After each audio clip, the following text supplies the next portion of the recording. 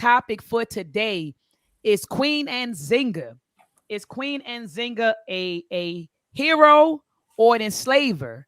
And so a few days ago, and this has been going on for a couple of days now, and there was a discussion on one of our family's channels, Pseudo Killas. Shout out to the Pseudo Killas and shout out to the Masi Warrior clan. So our families were engaged in a discussion about our beloved ancestor, Queen Nzinga. And so you had some brothers who were on the panel, tearing it. Well, I don't want to say, well, can I say it all? Just tearing the sister down, coming at the sister's legacy.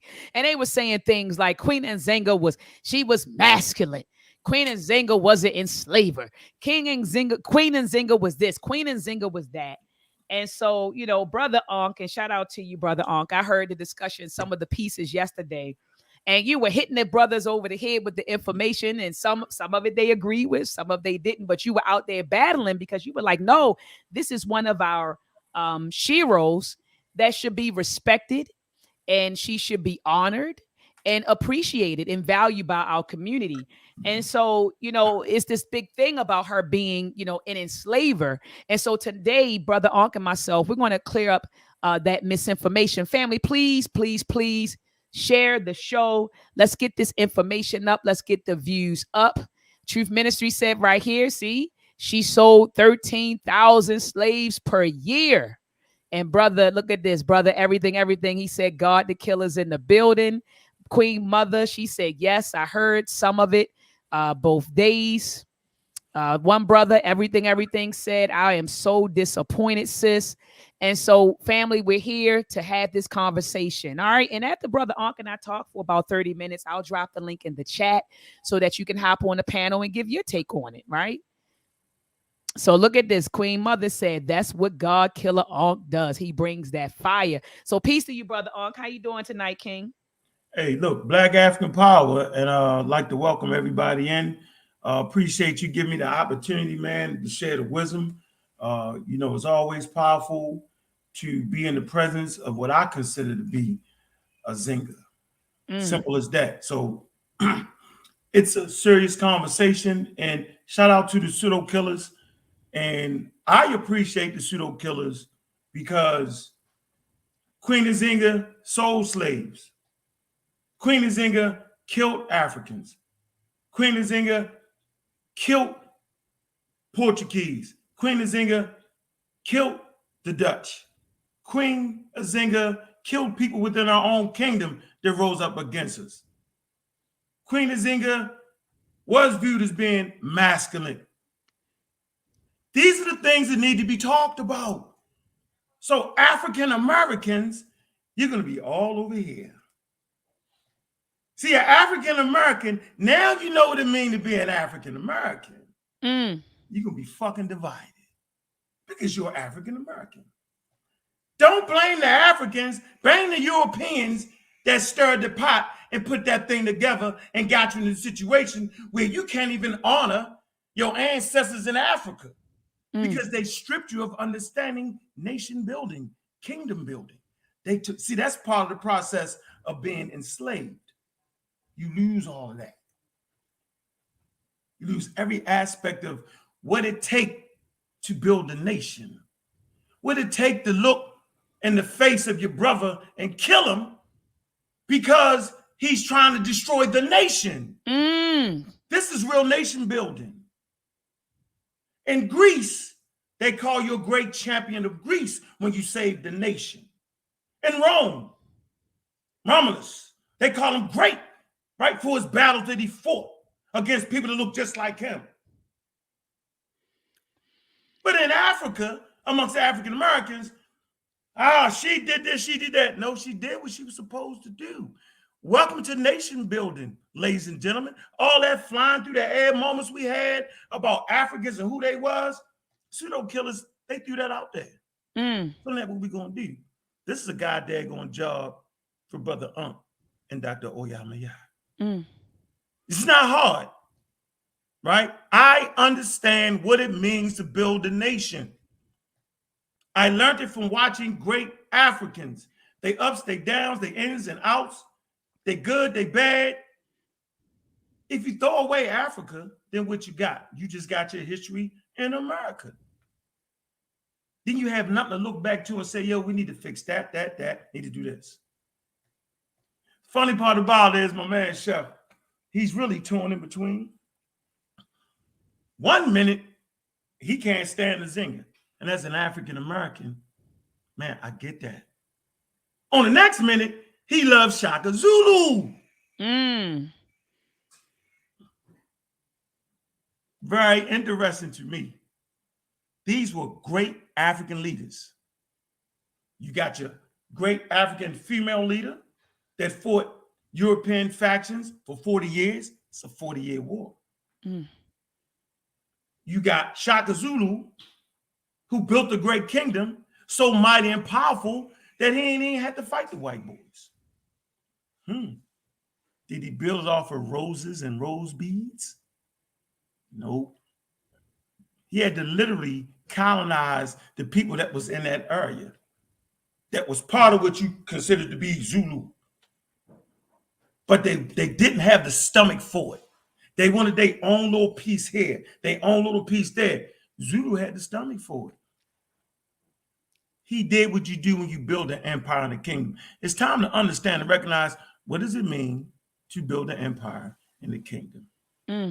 So we know what Nzinga did based off of how her people views her today. One thing you can't do, you can't fake your people out.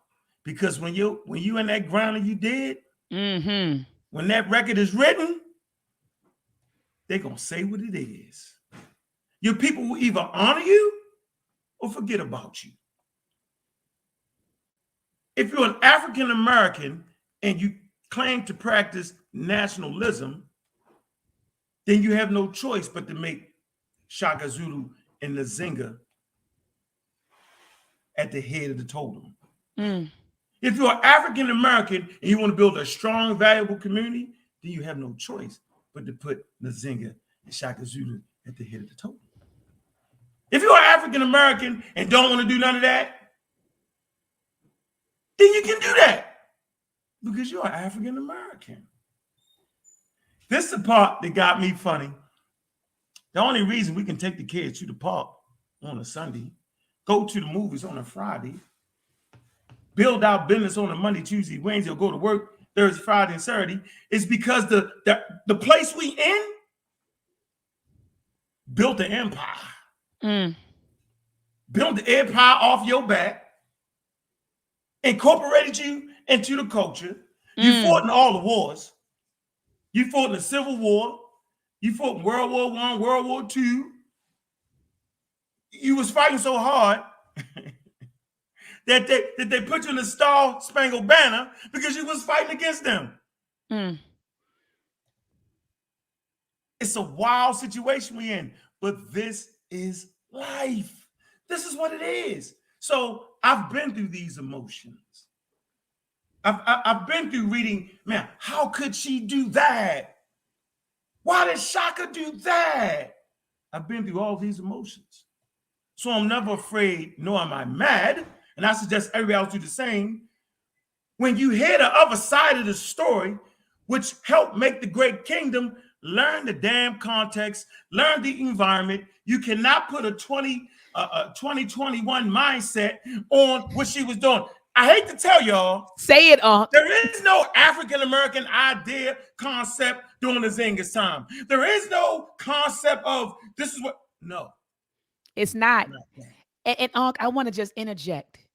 I feel like a lot of us, when we study history, like you said, we don't put things in its proper context. When we're reading, historical facts, we're reading these facts through the lenses of a 21st century person, of the lenses of someone who was Americanized, right? So you're bringing with you your world view, right? When you're reading and you're interpreting these historical, details and facts, so you're bringing all of that with you, your world view, your values, your morals, your biases, your perceptions. And so a lot of the times we don't know how to think about, we don't understand the context in which certain decisions were made or certain acts happened. But I just wanted to kind of interject, and that because that was very key what you said about context. And when you were talking with the pseudo killers yesterday, I was in the chat and I kept saying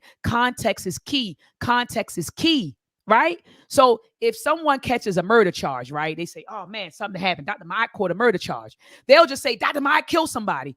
But what if it was, well, someone invaded Dr. Ma'at's house and they tried to hurt her mom, her children, right? And she killed the person. They don't tell you that part. They'll just harp on she killed someone. But we got to give everything context. What happened? What happened? When did it happen? Why did it happen? What was going on? What was the culture at the time? What was the economics at the time? What were the policies? What were the laws? We have to consider all of these things when we interpret history. Go ahead, Brother Ankh. I just wanted to interject. Yeah, I think any scholar, any study of history, any court of law, it's always based off of context. Yes. Okay. The context doesn't relieve you of responsibility for that murder, not at all. But it's the difference between getting no time and 50 damn years.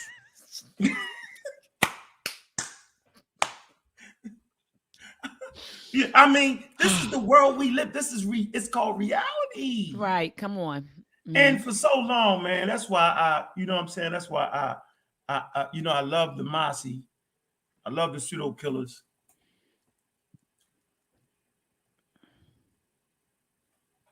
Both points need to be made.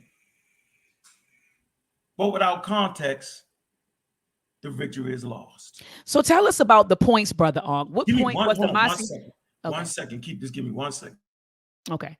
So while I'm giving him 1 second, so he's saying the points that need to be made.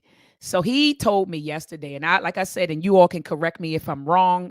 I know that there's some pseudo killers in the building. Shout out to I Am King Sosa. I think you one of the pseudo killers. But from my understanding, the pseudo killers, I don't think that you all, and I don't know what your intent was by calling her an enslaver, but I don't know what that was. But, I think you all called her masculine and you called her an enslaver. And I wanted to address the masculine side because I get a lot of that. Oh, you're just masculine because you may be assertive or, assertive. You may assert yourself or you may be aggressive and determined and you may persevere. So then it's this stigma that you're masculine because you're assertive and because you get stuff done. And so people say, oh, that's masculine. That's masculine. What was masculine about Queen Nzinga? This woman was at war, just like we are at war today. She was at war. What did you expect her to be like? Did you expect this woman who was at war with, you got people in her group trying to kill her. You got people outside of the group, other African nations, they trying to kill her. Then you got the Europeans, the Dutch, and the Portuguese. Everyone is coming at this woman. Did she have the opportunity to just rest in her femininity with a dress on and just sit back and I mean, I just want to understand this. How did you expect her to be? I know that when there were pictures of Queen Mother Harriet Tubman circulating on the web, people kept saying she looks mean, she looks masculine. What did you want her to look like? This was a woman that was literally, she had a bounty on her head. She was risking her life to go to plantations, to get our people off the plantations. What did you want it to look like? Did you want it to look glamorous with tracks in her hair and makeup on her face and high heels? What did you expect for her to look like? You understand?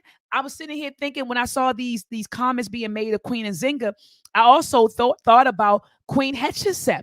There were brothers in the community making fun of Queen Hatshepsut, calling her the world's first cross-dresser because she had came out once she got on the throne. And I may be butchering the story, but I know that when she was on the throne, she had came out, and when she presented herself to the people, she had wore what the pharaohs wear, which is like the beard, and she had on the robe, like the attire of the male pharaohs. And so you had brothers, and I'm talking about brothers today, calling her the world's first cross-dresser. And so it just seems like I've noticed that there's always this attack on strong Black women. Is, oh, you too masculine, oh, you this, you all you that.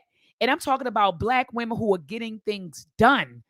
Black women who are getting things done. It's always an attack on the sisters. It's kind of like, I feel like Black women can't catch a break, and I'm steady always battling with these brothers and not battling with the sisters saying, no, when the sisters call out this misogyny, I'm mainly the advocate saying, no, it's just some of the brothers. It's not all of them. It's this, is that. But I'm starting to see it. I witnessed it when I came into the so-called conscious community. I remember I got attacked. And let me bring up this really quickly. Let me show you all the video. I'm going to show you all the video so you can see it for yourself. Hold on. I have it right here. The Black woman is God. I did a lecture called Is the Black Woman God? And hold on, let me show them this really quickly. I'm looking for it now. Here it is. So let me share my screen with you. When they say Sir West. Yeah, hold on, mister. Hold on, brother. I was in the middle of a thought. Hold on. All right. Where is it? Oops. Let me stop sharing and share again.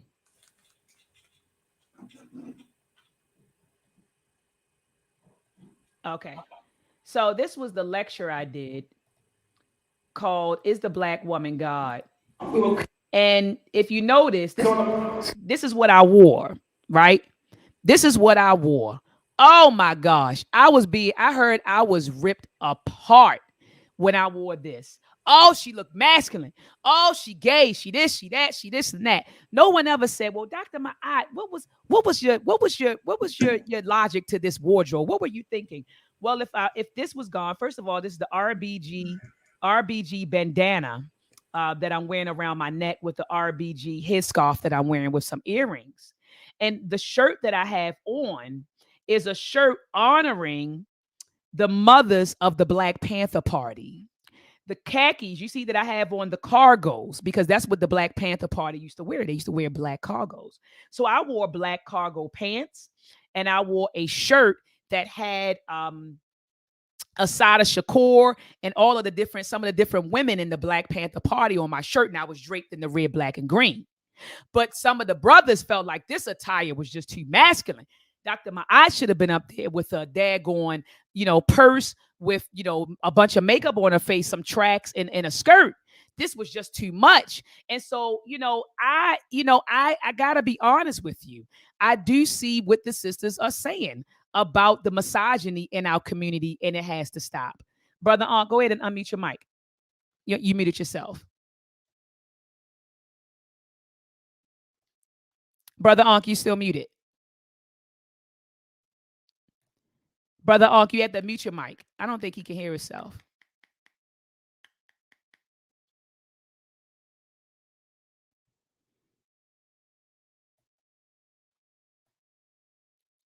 Can you all tell me in the chat, is it Brother Ankh that's, is it him or is it me? Because I can't hear him.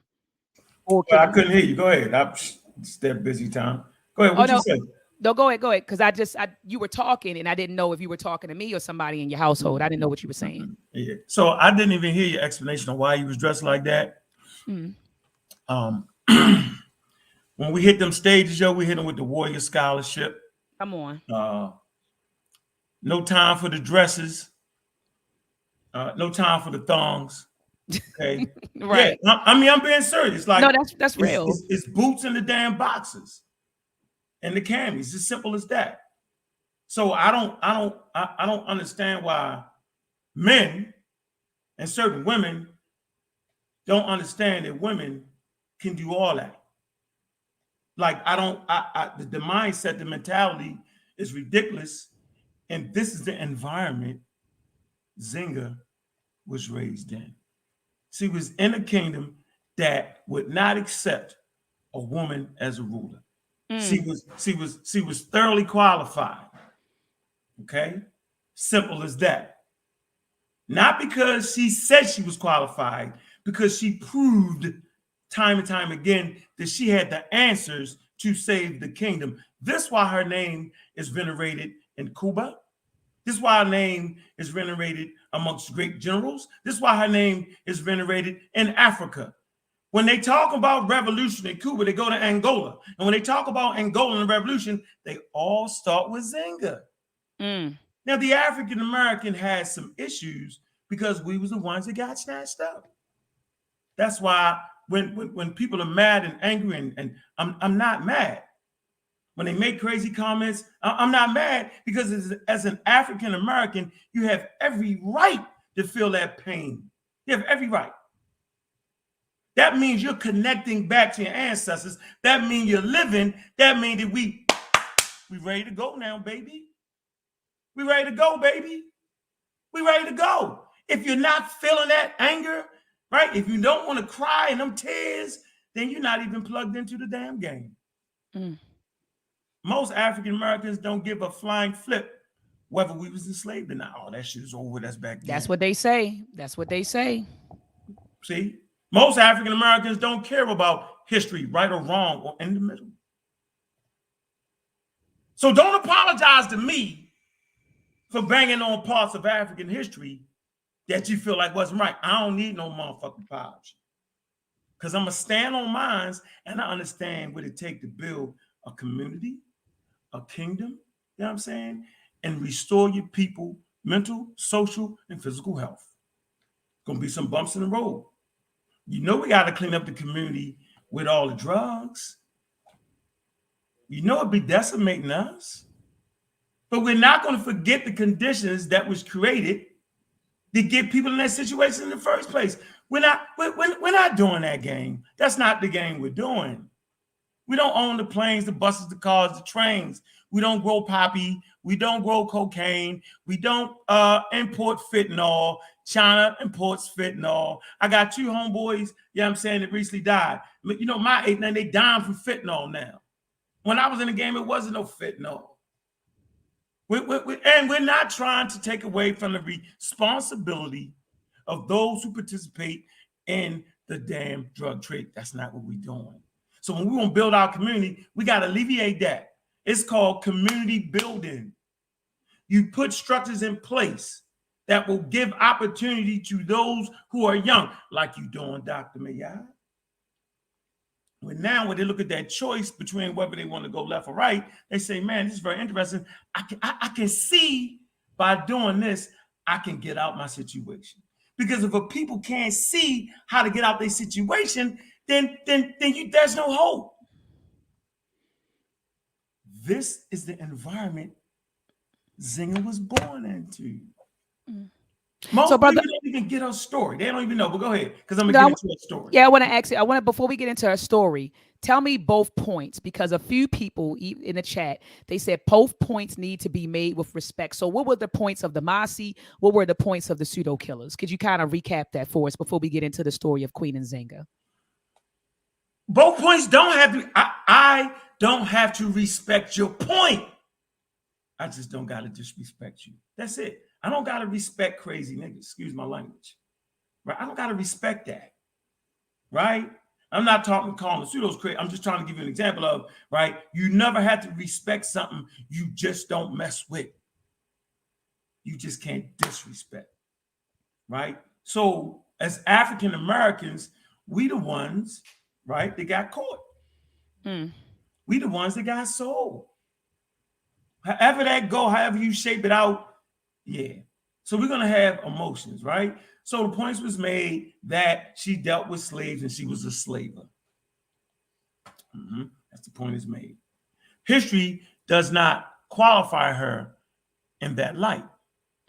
History does not shy away from the fact that she actually traded slaves for guns and goods. History don't shy away from that. But she's not looked at as being a person that was a slaver. Now there's definitions. And people say, I don't care how that went. And I'm not going to disrespect that. But that's not what history says. History says, right, there was an agreement made when she sent 13,000 slaves to the Dutch. And history qualifies that deal and what that deal meant to Nzinga. history says that Nzinga freed slaves, right? And fought against certain kingdoms that had slaves. So now we got a problem in the mind of the African American. On the one hand, she's selling slaves to the Dutch. On the other hand, she's freeing slaves, right? And setting aside lands for slaves. This is where the story begins. So two things can be true at the same time. Right? But it's all part of being a nation. Like you can't even go to the movies like I was saying, right? You can't even go to your job, drive your car, whoop, whoop, whoop, whoop, get some gas, right? The only reason you can do that is because you're in a place that you help build, right? They do a lot of stuff behind the scenes in other places in other countries that you don't like, but I don't see y'all leaving and going nowhere because it is what it is. It's the world we live in.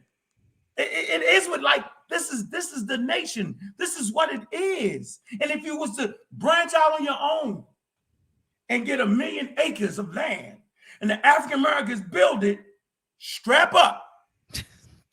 There's going to be tough decisions to be made. Hard decisions. And history will tell you who you are and how you did it. Simple as that. So I made the point last night that I want everybody understanding of what you would have did in the 1600s. And everybody gave their thing, and most of us failed. They didn't have the stomach to run a nation in the midst of being captured, in the midst of fighting against your brother.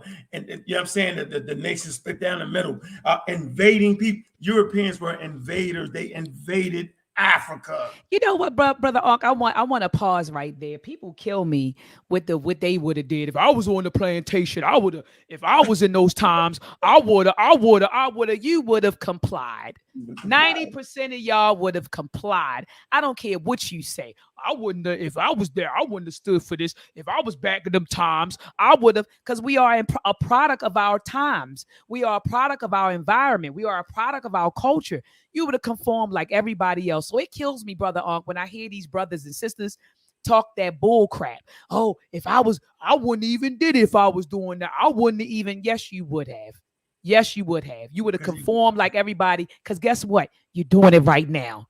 You're doing it right now. You're conforming and you're bending. You're doing it right now. So if you're doing it in the 21st century, you would have did it in the 16th century. But brother Ankh, let's get into Queen Nzinga's story. Let's talk about our beloved ancestor. What do they call the people when they get displaced? We call them what, Doc? Dispersed? Yeah, when they get dispersed out of their land during war. And exiled?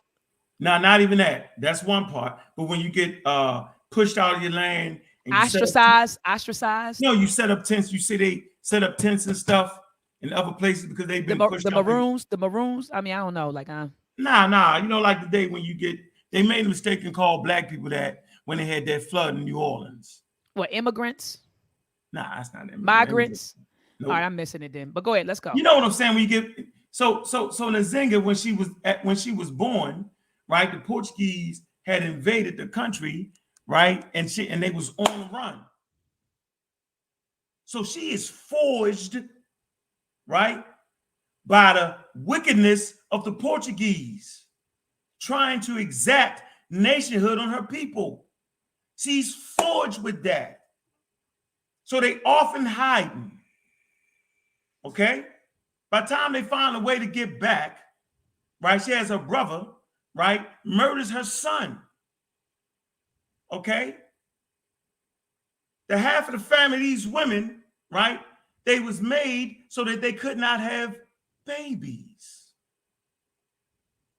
33, right? They castrate the women so they can't have babies, so it won't be nobody vying for the throne when she's 33. So remember, when she's born, right? She's born in a time where the Portuguese have invaded and the family is gone. They got to go, baby. The white boy is here.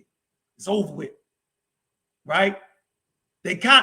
maybe the rulership before that kind of fight it back, whatever. When she get back around, then her brother, right, wanting to vie for the throne, do what I said they did to her. This is the world Nzinga is born into, right? So she has to go into hiding at the age of 33, and they brutalize Nzinga.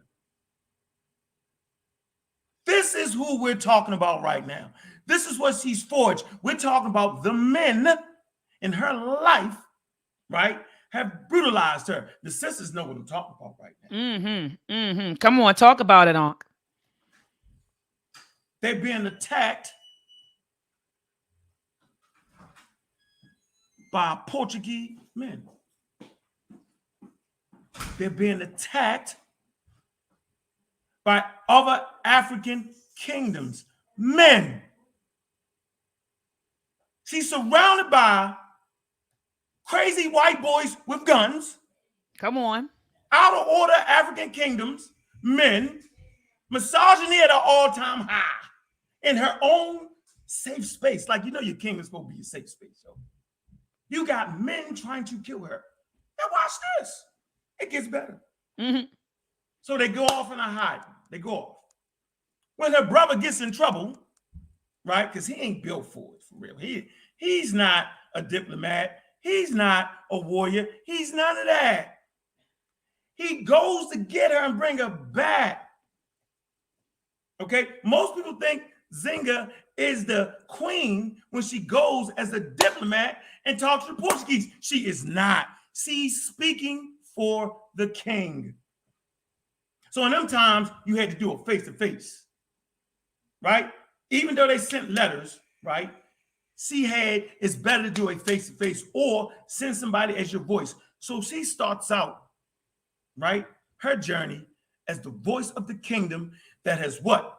Tried to kill her, right? Has ostracized her, right? And she no longer gonna have babies. That's who she got to speak up for right now. So maybe if she was acting like the African Americans, she'd be like, F that. I'm not doing nothing. I'm mad at you. Nope. She took it like a champ. And guess what she did? She brokered that deal with the Portuguese.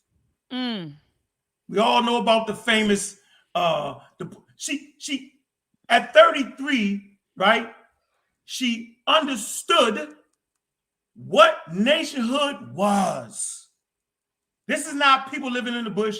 This is a great African kingdom. She understood the policies and procedures of her enemy. She could speak fluent Portuguese. She was raised amongst some rich Portuguese. She's on her A game. So when she sits down as a diplomat and the voice of the king, she giving it to him. Bye, bye, bye, bye. She ain't forgot about her brother, though. Here's her first piece she moved. She tell her brother, no, you should not convert to Christianity. The brother fell for it. She understood the tool of Christianity. She understood the diplomatic tool, right, and knew how to employ it.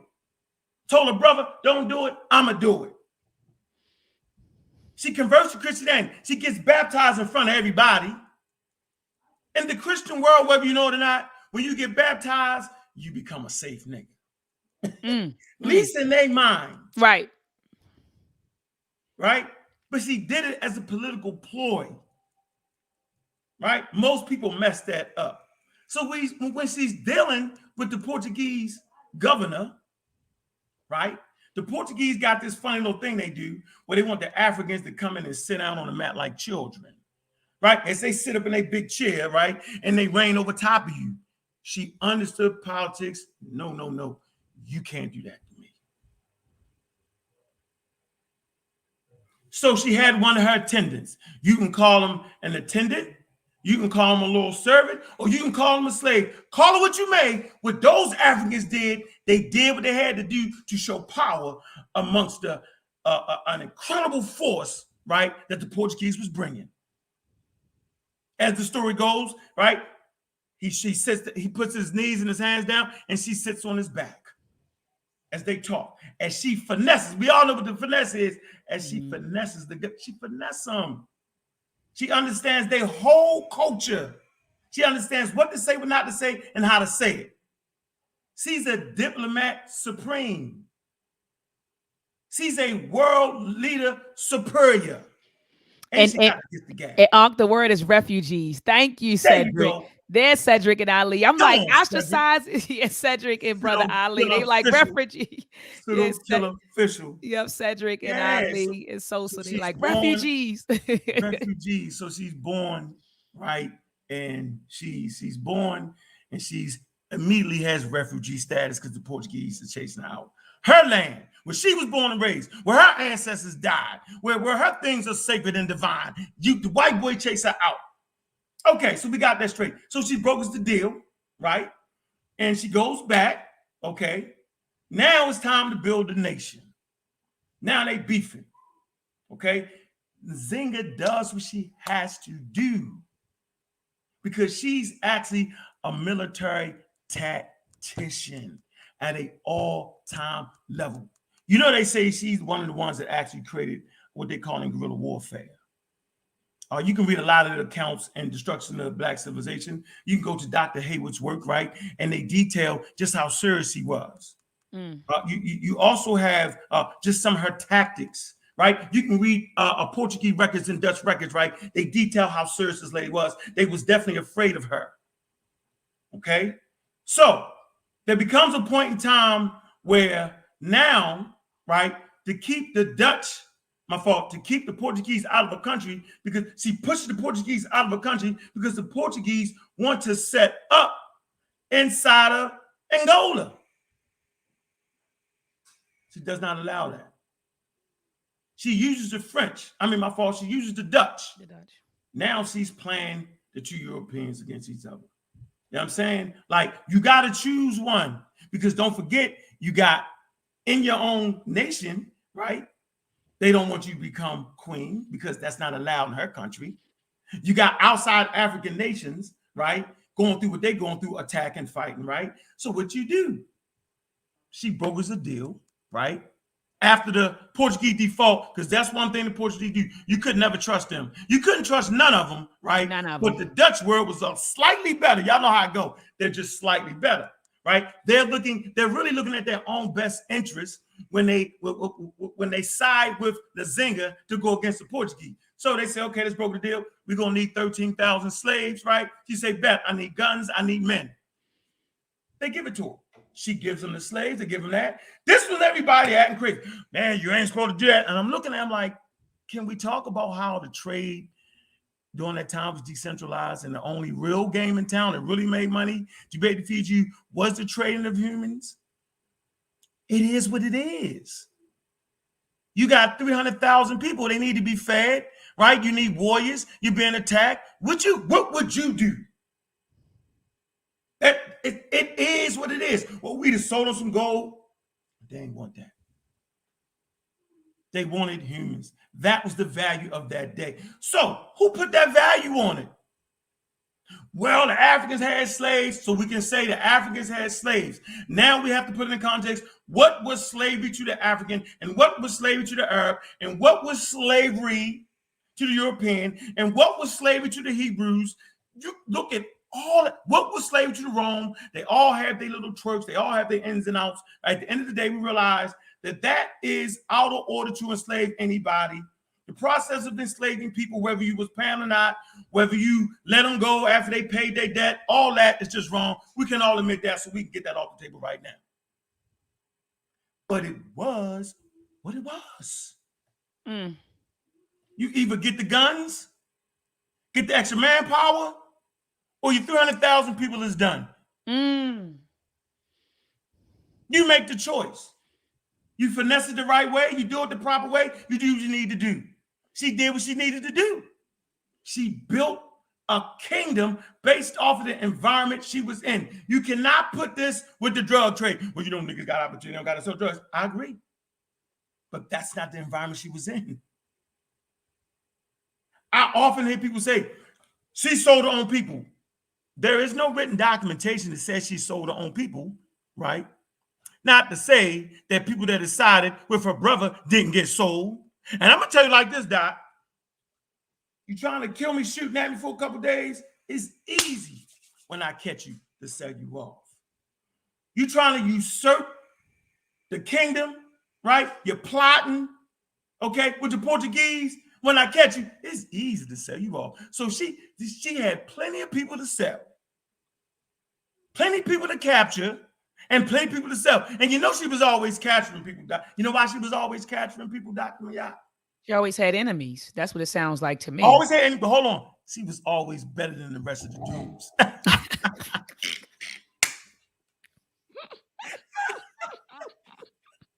I hate to say it. I'm not trying to make the women feel good. I'm simply telling you the facts. She was better than the rest of the people, you know what I'm saying, that was going against her. She was like Jordan. We all know Michael Jordan. She was the Jordan of that time right there. Mm. She goes 6-0 in the championships. She knew when to pull back and negotiate. She had a spot where they could go. Right? When the colonial powers got too powerful, she had spaces to go. She had other kings that protected. She married certain people. When it was time to kill her nephew, guess what she did? When it was time to kill her nephew, what you think she did? She killed him. That's what I was getting ready to say. She said. Let's talk about Shaka Zulu. Shaka Zulu had an opportunity to kill his brothers because they didn't understand the plan that he was working that would protect the kingdom for many years. He let them go. Guess who killed Shaka Zulu?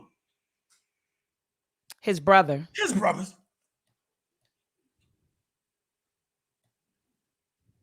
Simple as that. We know after Shaka died, the Europeans attacked the Zulus because they didn't have the stomach to do it the way Shaka did it. It's very, very, very, very, very, very interesting when we really talk about the saga of Angola and the sister that ran 2 kingdoms. So when we talk about the slaves, I'll make this point. I'd rather control particular lands that are key to slavery than let a crazy European in my country and control that land. Because if they control it, you done. You get the kibbles and bits, you're done. She put herself in a position to control those vital lands where key markets was. She did that. Simple as that. She left no stone unturned. I want to control the commerce, the trade. I want to set this up right here. I want to do. She did that for 40 years. How many kings, right, have been in an environment where their own kingdom was coming against them, where they was invaded by foreign forces, survived for 40 years in that climate. And at the end of the day, she gets the utmost respect from the Dutch and the Portuguese. It's in the history. White boys don't play. White boys don't respect certain people. I'm going to tell you that right now. Like, y'all can say what y'all want to say, right? They respect Muhammad Ali. They respect Malcolm. They respect Martin Luther King. The ones that thought they was doing something and failed, they don't get on no love, yo. That you got to read the Portuguese and the Dutch records to see exactly what it was and how she was and how she's respected. Right? We'll come back and do another show and I'll read certain poems that was left, you know what I'm saying, at her tomb, explaining just how serious she was. They compare her to the Romans, to the Greeks, to the great powers, and to the great leaders they had. They put her right there, and they put her right on the same pedestal with all that. Oh, that's just white people. Hey, dude, like this, we talking about powers, colonial powers that's running the world. We talking about them understanding what it was to take. Well, Africans didn't do that. Yeah, Africans did all that. Some of the first wars is found in Africa along the Nile, 15,000 years, where you either kill or be killed because you're fighting over land and resources to feed your babies. So the story of the nice African is out the window, Doc. We wasn't nice. We genocided at times, Shaka Zulu. We sold slaves at times, Nzinga. We did what we had to do because it's what humans do. It's sink or swim around here. Nature don't care about you. Cold, hard facts.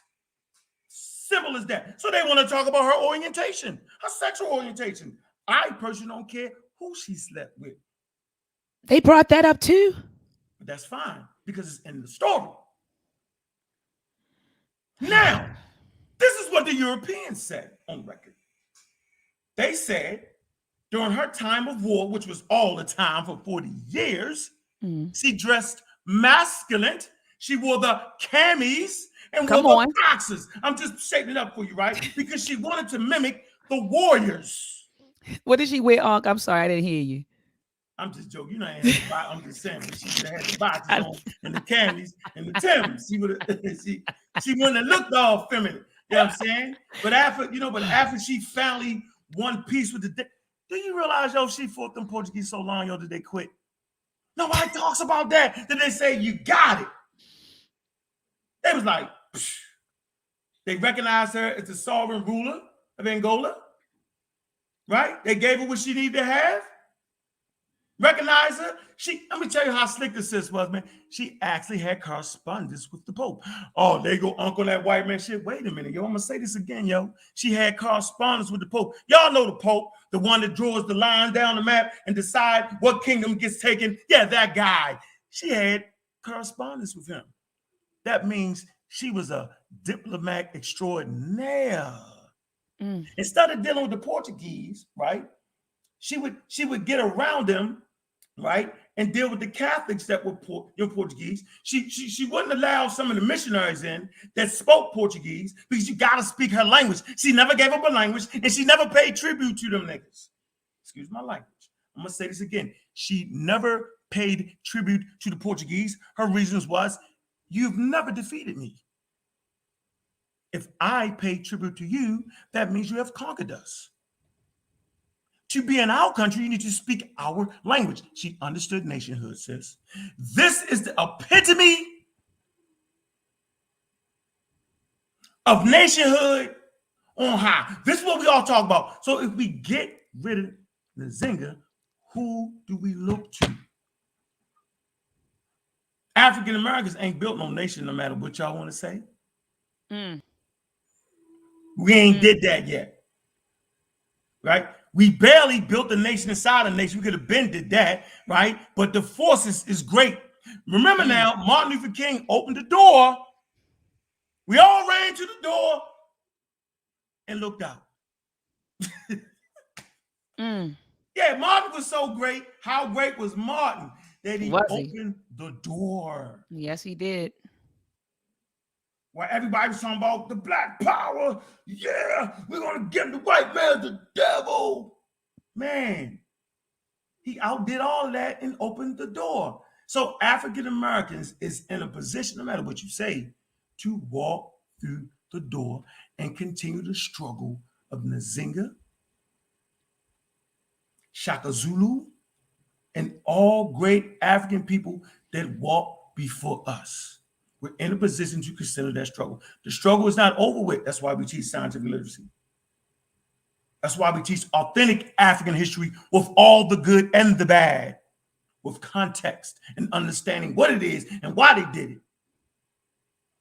When they wrong, they wrong. When they right, they right. But all that right and wrong, being good, sabotaging yourself, that's all part of the human experience. You can see the twig in somebody else's eye, but you can't see the log in your own. If we close our eyes for a minute and think about the things we went through in our life, we'll understand the struggles of Nzinga. Man, open them lines up. Let's do it. Let's do it. Let's do it. Let's do it. Because I see that the chat is going crazy. Yeah, I heard you. Shout out. Ain't nobody block nobody. They lie to you. People comments get. I'm trying to tell you when I don't lock anybody. I don't block anybody. Hold on, Doc. When it's a hot topic and I know I'm be crazy, I say, Doc, take my wrench. Yeah, I don't block anybody. Now, if my moderator's in here getting it in, shout out to Black World Order. Look, and shout out to Anusha. I think Anusha is a I think she's a moderator as well. Let me look. I think she's a moderator. So my moderators, they are on it. It's super tight around here, baby. Y'all see, I ain't said a cuss word yet. So no, you did. You said 2 curse words. That's why I text your button and said, "Oh, watch your language." I said, watch your language. Check your text messages. I said, watch your language. Watch your language. Look at it. So but look, I routinely get, when I'm in that chat on a hot, when you got the Wesley, Pseudo Muhammad, and you got the Rizzo Fulam and all them on here, but that I just don't like based off their position against harming black people with the misinformation. I be in that chat, I be getting knocked, I be like, you should be getting erased. So I don't want nobody to feel bad, right, about getting their content. It's okay. This is the show. This is the show we like to have, and it's your world, and it is what it is. But I don't block folks. I don't block folks. You erase them. Look. I don't do that. My moderators. I am King Sosa say he cursed so much. It's like he said it's like breathing. He's like, did I do it? Did I do it? See, oh man. Sosa. I got Sosa on my head. Brother. I got Chef on my head. I got Concrete Corey on my head. I got them all. His chef gotta stop. His chef gotta stop. Nobody blocking him. What would I block him for? That's my brother. Nah, man, that's out. I would block him. Man, yo. And peace to brother Any Harit. Peace to you, brother. Brother Sean P is in the building. I seen brother Kofi Pieside TV. He's in the building. He said he did a presentation on Queen Nzinga 3 years ago. Sean P said we got to catch up. He said this is an old conversation. We got to catch up. So I'm putting. Did they talk about the slaves she sold in the presentation? Ask them that, because if they didn't, they missed it. Mm-hmm. So the link is in the chat, family. The link is in the chat. Come on in. Come on in. You gotta put that in. Them guns cost money. The Portuguese wasn't accepting the Dutch wasn't accepting the cowrie shells. Shut up, Ankh. Why you said the guns cost money? What happened? They wasn't accepting the what, Ankh? The cowrie shells. Half of y'all in the chat would have went there with a bag full of cowrie shells. And then blew your head off. Come on, man. Oh. All right, family. I've dropped the link. I dropped the link in the chat. Come on in. Let's be respectful. Come on in. So you'll have people that feel like she's not an African American hero. She absolutely is. She's that part of us that come from Africa. Simple as that. There's no cut cards around that. And some people, so I feel like she's a hero. Some people will feel they won't. And I think as an African American, what we do have is we have a right to choose who we like, who we love, and who we mess with. It's just that simple, right? And everybody shouldn't get mad at people to say things that you wasn't thinking they was going to say, but somebody got to say it. So I don't, you know what I'm saying? Yeah, somebody got to say it. But it's that context thing. It's the world. There is no African. That, you know what I'm saying? That's a European thing. Y'all, the Africans. That's not what that was. They was like, this is the kingdom of Angola, Kumba. This is the kingdom of Kumba. You know what I'm saying? That's what that was. They didn't look at each other as being brothers. It would have been nice. It would have meant, she tried to, she brought certain kingdoms with her, but a lot of them wouldn't do it. They all wanted their own thing. The destruction talks about it. They was fighting and fighting. You feel me? They talk about that, right? Now, if they would have galvanized and came together, I just want everybody to know, if they had gotten together and came together, like it seemed like they should have, right? But we don't understand the politics of the day. We don't understand their separate kingdoms, and at times kingdoms just can't get along. You want to control certain things.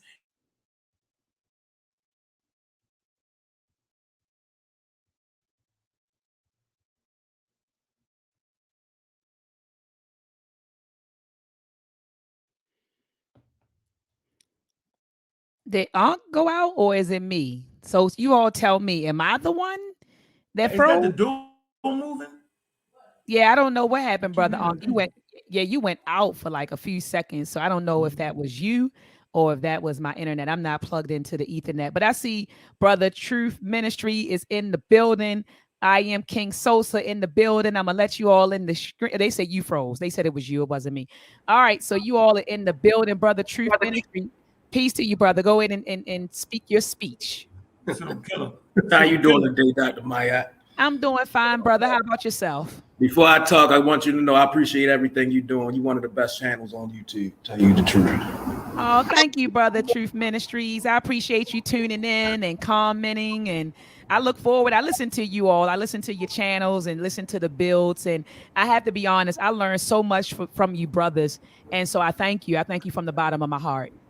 But I'm telling you now, I'm about to go in on Nzinga because hey, go in. You know, speak your speech. And I heard everything y'all said. Okay. You said everything you just said was fact. but you're leaving out facts, yo. The fact of the matter is my ancestors, my particular ancestors, who were sold from Angola, you see what I'm saying, who Nzinga probably sold into slavery. The reason my people are in slavery is directly probably because of Queen Nzinga.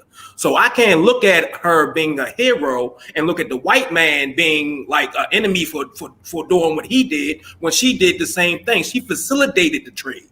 She participated. She was a willing participator in the slavery of African Americans. You see what I'm saying? I understand she built a great African nation for her African people.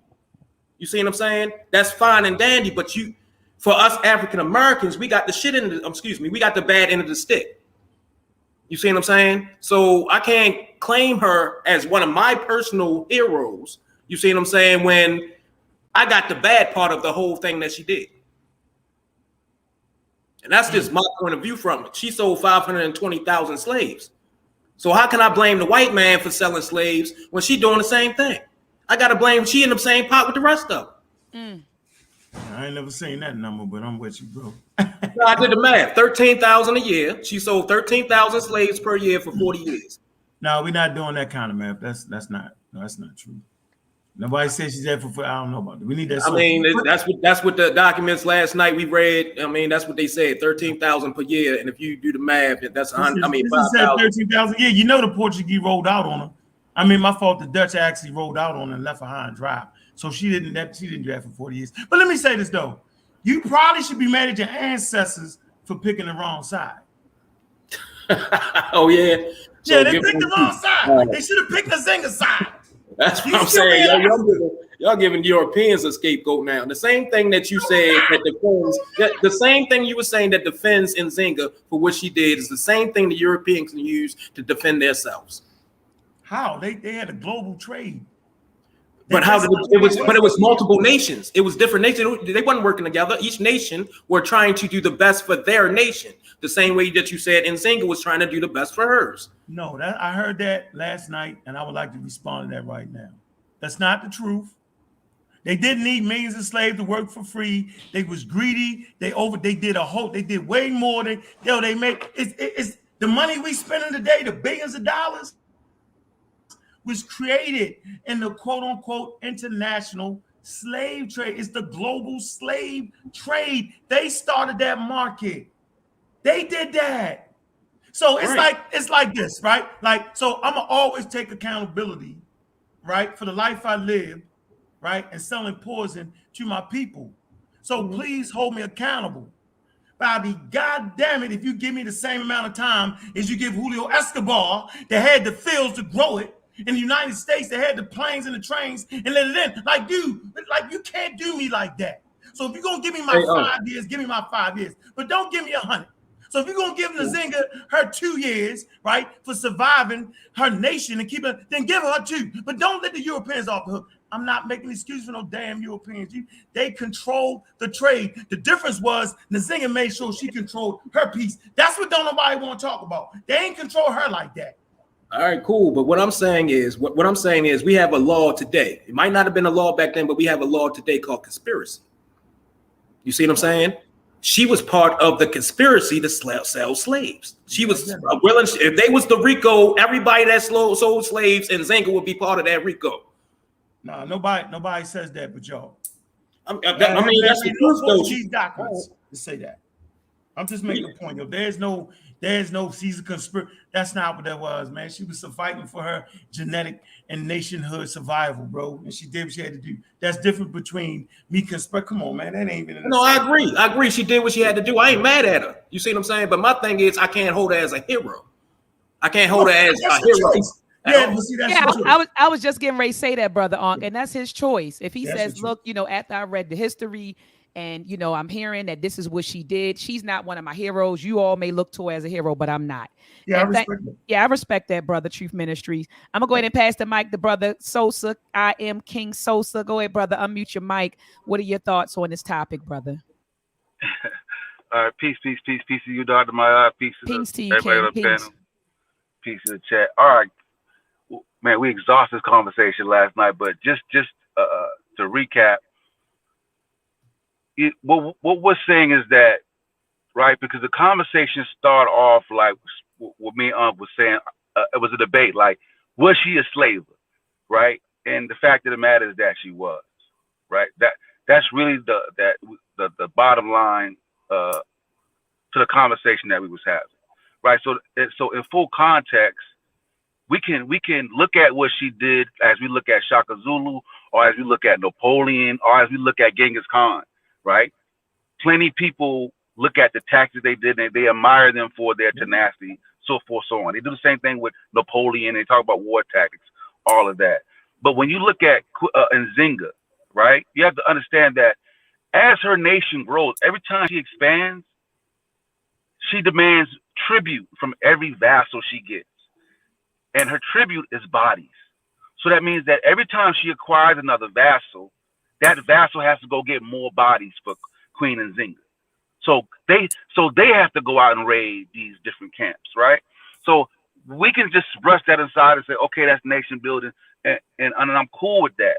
But you can't just put it as if she's the hero, and these people that she is fighting against are all bad people.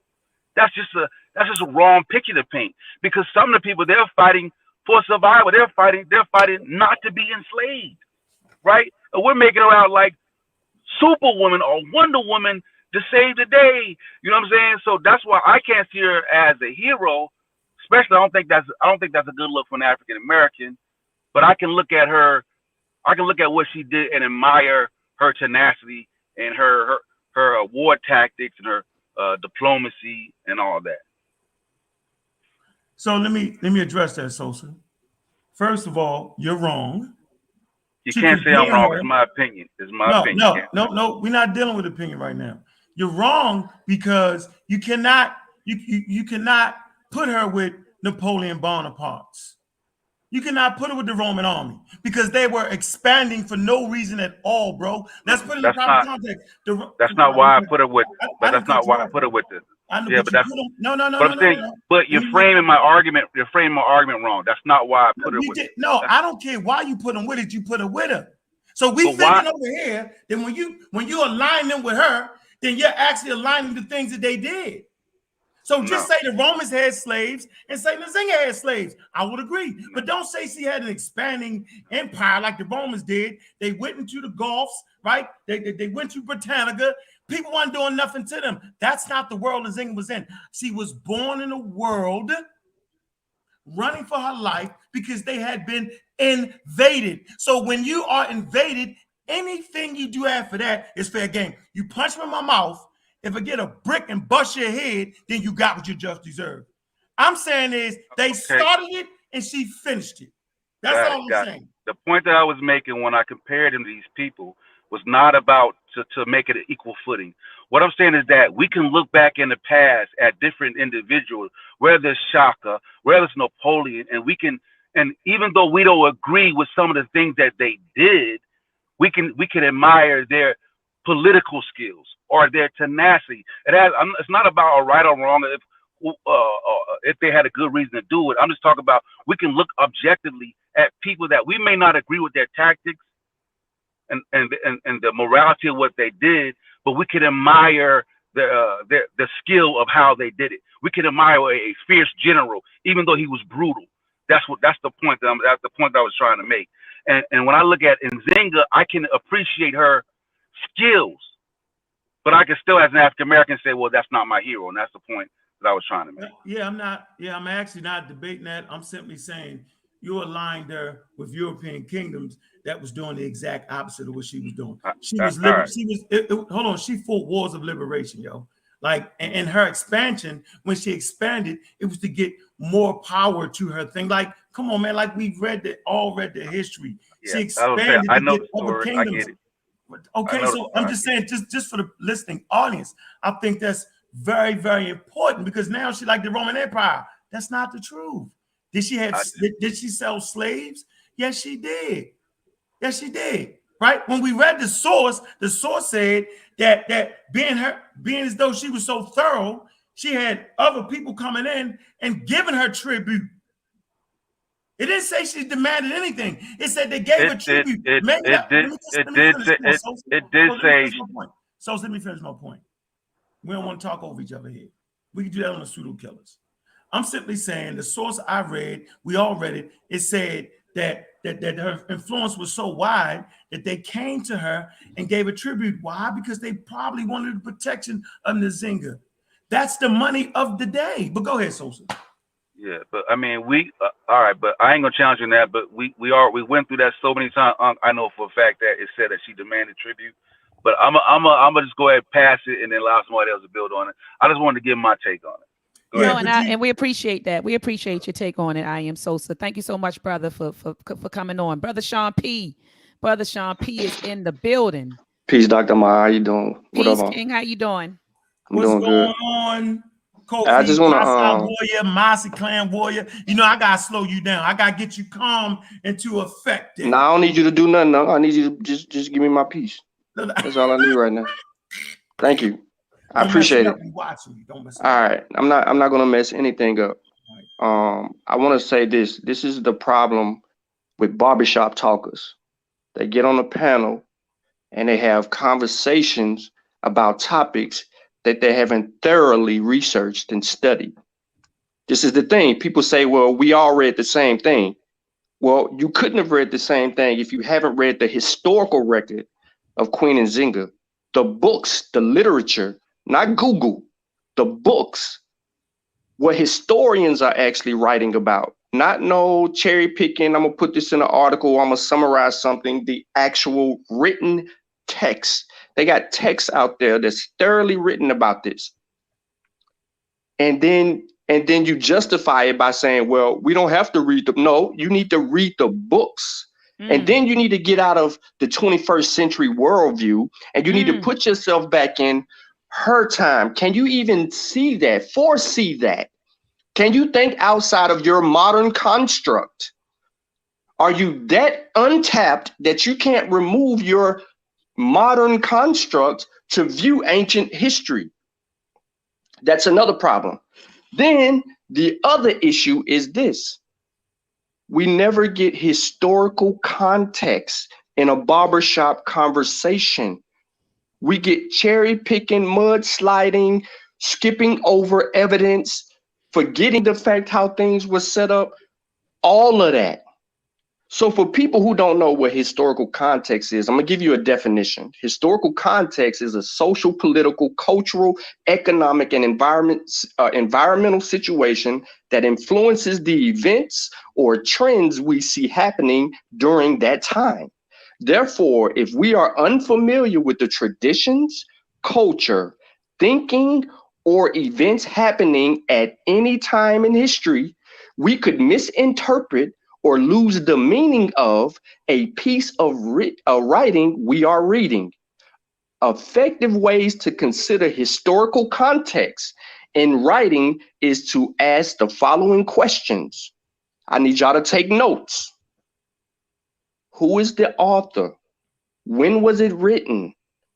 Are there any references or languages you don't understand? Could they be specific to the time period? Were there any religious, cultural, political, or economic events happening at the time that could have influenced the writer and their piece? What other substantial piece of evidence do we have? Are we truly going to scrutinize the source? Are we relying on the one-trick pony? Let's just pull up a Google link and read it. Or are we thoroughly going to use our research methodology that has been handed down to us and taught to us by many people and put things in context so we can have an honest conversation and it don't take 8 hours. It take longer because everybody got to do their homework and then bring it to the table and then we hash it out. You can't hash out a conversation that you're unfamiliar with in the moment. Cherry picking on historical history is bad. That's actually pseudo. But I digress. Y'all enjoy the rest of y'all day. I'm going back to the drawing board because I'm putting something together for people who like real information. Yeah, back to I'm getting ready to click you out. I'm getting ready to click. I'm going to mute you. Let me mute you. I'm going to mute you. Brother Cedric, peace to you, Brother Cedric. Go ahead and chime in. Let me respond to Sean for a minute. So I personally think it's okay for brothers to grab some sources from Google and, you know, read them and then discuss them. I think the detailed scholarly work needs to come from the Mossy and the Kofi Pasi research team and Raw Squad. But in general, generally speaking, African American, you have this computer right here, and you can look up certain facts, right? And we can discuss those facts. So I don't want to undermine having conversations when people may or may not bring source. I think it's healthy, and I think there's just levels to this game right here. So I just wanted to ask Sean, yes or no, did Nzinga actually, you know, trade slaves for guns? Did that happen? And what would he think the context to that should be as an African American? You know, like I told Truth, I say, hell, your ancestors should have picked the right side, because if they came from Angola, that means they was on the side that was fighting against Angola. I mean, Nzinga. That's what that meant, because she definitely, like, nobody would actually believe that a woman needing healthy people to fight against the oppression in her community would actually take healthy people and give them away. Nobody plays chess like that. Nobody plays chess like that. Now, there are pawns that need to be given away in chess. That's my point. All right, Brother Cedric. Peace, Dr. Mayat. It's an honor to be on your show. Brother Ankh, Peace to you, you know it's all love. Let me say this. First of all, what's going on, Cedric? I'm good. I appreciate, for one, personally, I appreciate this conversation, this discussion in its totality. Because I was one of the pseudos, blackologists, that would take a hard stance that Africans had no role. So in a discussion with a European, I would always be on my back feet defending that point. Let me just say that there. Second of all, when we're having these discussions, I think when we're looking at history, we need to put emotions to the side. Sean was making an excellent point.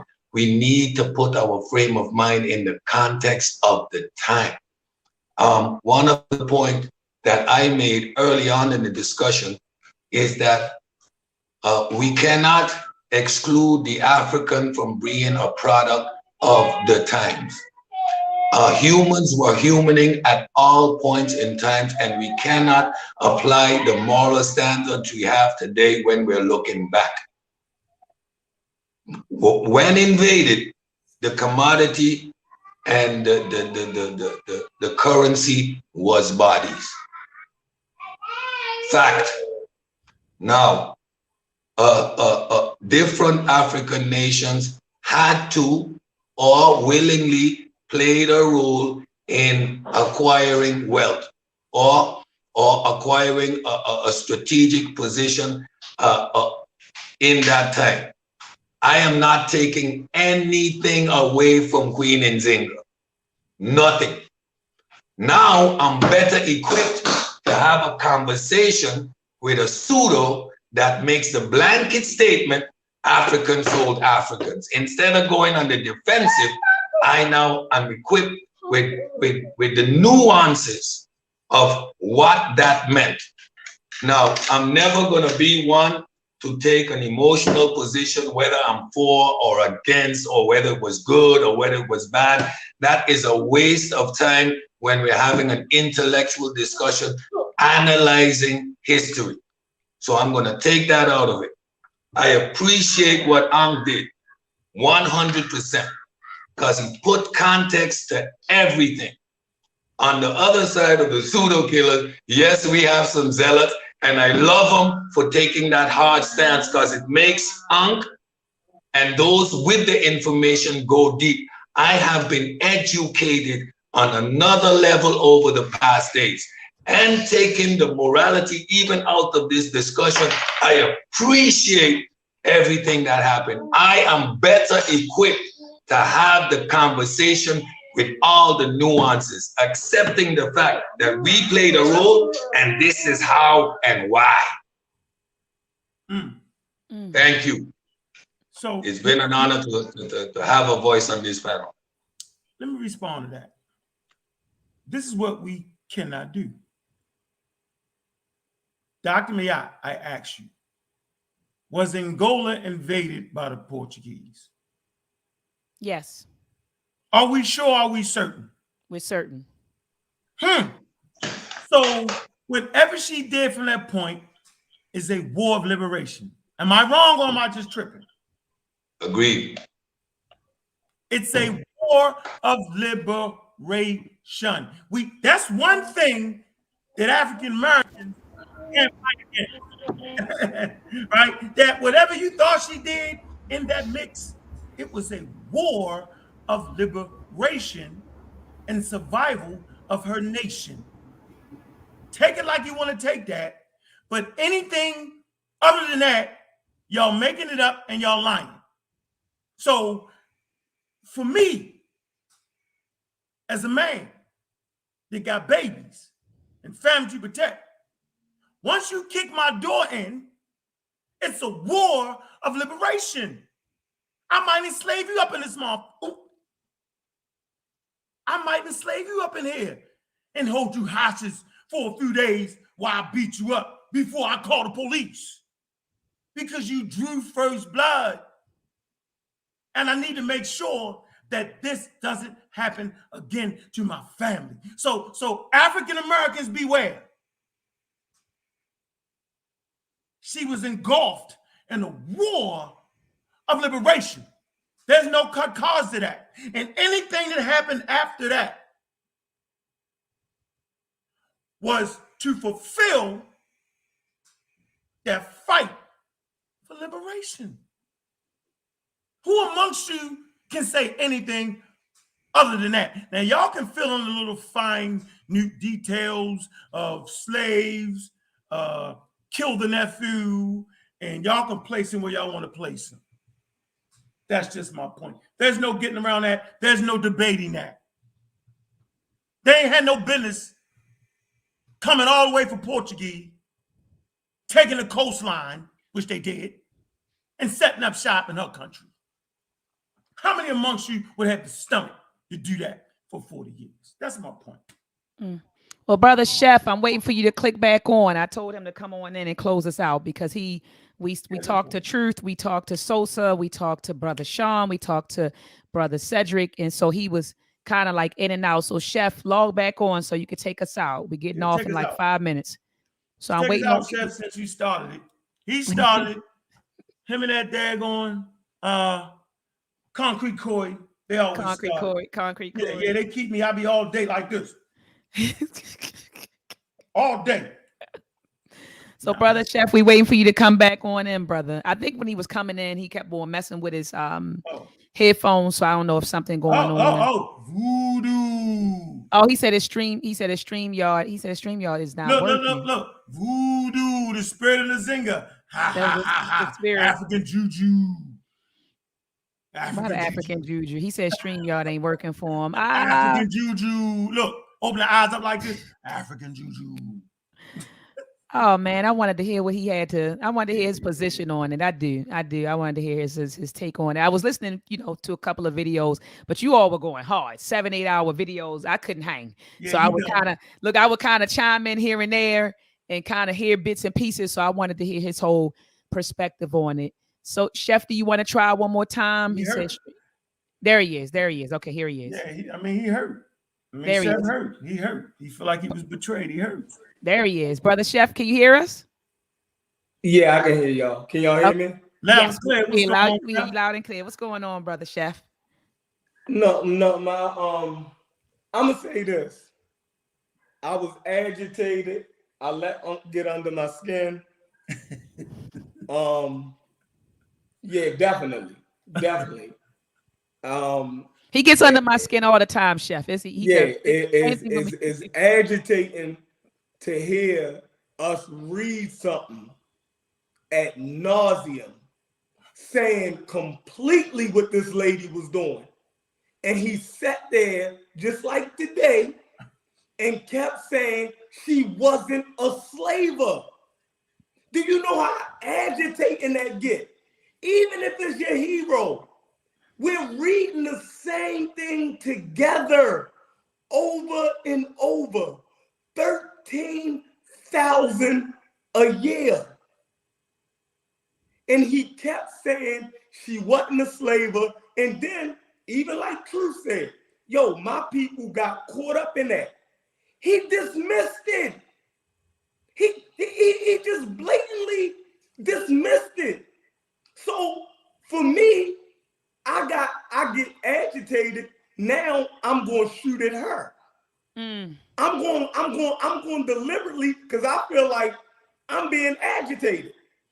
So now I'm going to say something crazy about her. Because if that's your hero, if you're going to dismiss the people that was enslaved by her, they was African too. The people that was sold was African too. Y'all think those people, y'all think the people that was sold by her liked her? No, they didn't. They didn't like her. The Africans that she was fighting against, they was Africans too. They didn't like her. So it's okay if us, the descendants of slaves, don't like her either. Y'all acting like we don't have that right, like to choose our own heroes. That's crazy to me. You know what I mean? And to keep saying she was a great strategist, a great nation builder, that is her personal accolades. We don't say that about Christopher Columbus, right? When people call him a slaver, do we sit there and argue against them? If a Native American came and said Christopher Columbus was a slaver, are we going to argue against him? No, he was a great explorer, though. And then I'm going to dismiss all of the things that was done to your people, and I'm going to just keep touting in your face that he's my hero because he was a great explorer. What? We're the descendants of slaves. We should be mad at the Africans that sold us. The Africans that got sold should be mad at their African brothers and sisters who did that to them. They're just as African as them. And for Sean, our channel ain't your channel. Simple and plain. We don't do things the way you do things, right? So if the way we have conversations, and I'm gonna apologize for my conversation last night. I actually was gonna do a show earlier and apologize for the show because I know I acted out of hand, right? And I said that was crazy, but I felt like I was hoarse when I got off of it because I felt like had agitated me to that point, right? But our show ain't your show, right? We don't do things the way you do things. So we don't have to live up to your standard. That's your standard. And I watch your show. I love your content. But that's not how we do things, right? We take cues from you. Yeah, I mean, when you put us on game about something, we definitely implement that shit and use it, you know what I mean? But our show ain't your show. You know what I mean? We don't do things. The way you handle business ain't the way we handle business, right? So you can miss me with all that. Yeah, I'm a barber. I have barbershop talk. I think that's the element of the beauty of what we bring, right? Everybody ain't gonna have the bogged down conversations, you know what I mean, that nitpick everything out, right? Microwave information is a part of the world. Most people have conversations in passing and the information is microwave. A lot of people consume information like that. You know what I mean? That's what we provide. Like now, if you don't like it, that's cool. There's a lot of stuff on YouTube that I don't like. And if I don't like it, I just don't click on it. You know what I mean? But I ain't bashing nobody for their content. So that's all I'm gonna say. I appreciate y'all, you know what I mean? And good show. I still don't rock with Nzinga, but I ain't talking about it no more. Y'all had y'all heroes. Y'all know how I feel about it. You know what I mean? So No, but brother Chef, I just appreciate you coming on and just and just giving us your take on it. And as brother, I think that was brother Cedric who spoke at the end. Just from you all going back and forth, I learned so much that I didn't know. I knew like surface information, about Queen Nzinga, but you listening to brother Ankh these past couple of days, listening to you and all of the other brothers build, I learned a whole lot. And so I just appreciate all of us being able to have these conversations. And another thing that I think that this does is it helps a lot of us to stop romanticizing Africa. You got a lot of people who romanticize. They did everything right. They didn't do anything. A lot of brothers and sisters romanticize Africa. And we're seeing through these discussions that it wasn't all good. That some things happen, right, that we would not agree with our 21st century mindset, right? And that's okay. But I just appreciate that we had the conversation, because again, in having these conversations, we're edifying each other, and we're also edifying the people who are watching. Brother Ankh. Yeah, and Nzinga wasn't selling to Africans. She was selling other nations, people that was warned against her. We look at them as being Africans and all our family. That's not how she's seeing the world. So my thing is that let's take a look from behind her lenses. It was a war of liberation. And I doubt if you disagree with that, Chef. No matter, you might not like the way it turned out. You might not like the fact that our ancestors didn't get over that hump. But the reality is she was liberated. It was a liberation. Simple as that. There is no other way to really, like, I can't fathom how what she did wasn't part of the liberation. Like, she was invaded. Like, we watched Europe get invaded. We watch different countries get invaded, and they they respond and they make no cause about it. And then you'll have, after the war's over with, that's why I get your point.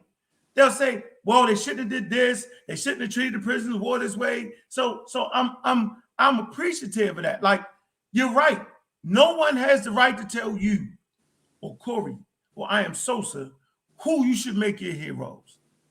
That I don't agree with. This ain't the damn vaccine thing, right? Where you make a choice and you potentially hurt it. That's not that. No, you do got to right who you teach your daughters to. You do have a right who your sons understand. You do. But I would just want everybody actually watching the show to know Queen Nzinga, everything she did, the ups and downs, the right, the wrong, that's what liberation looked like. All right. And with that said, family, join me back here on Saturday at 7 p.m. Eastern Standard Time. I'm going to be going in on the Black Greeks. So there may be some people who are mad at your sister, Dr. Ma'at, on Saturday. I'm going after the Black Greeks. I'm going after the Black fraternities and sororities, the Alpha Phi Alphas, the AKAs, the Sigmas, the Deltas, whatever Greek letters you talk, whatever you rep. Come, I want all of the smoke on Saturday at 8 p.m. Eastern Standard Time. The question or the topic is or will be, do Black Greeks have an identity crisis? And so we're gonna have that discussion on Saturday at 8 p.m. Eastern Standard Time. Thank you so much for joining Brother Ankh and I here today. We'll be back, Brother Ankh, next week around same time, 3 p.m., 4 p.m. Eastern Standard Time. Yep, somebody gonna piss somebody off, and we're gonna be back at it again. So we'll be back here, family, next Thursday. Peace and Black power.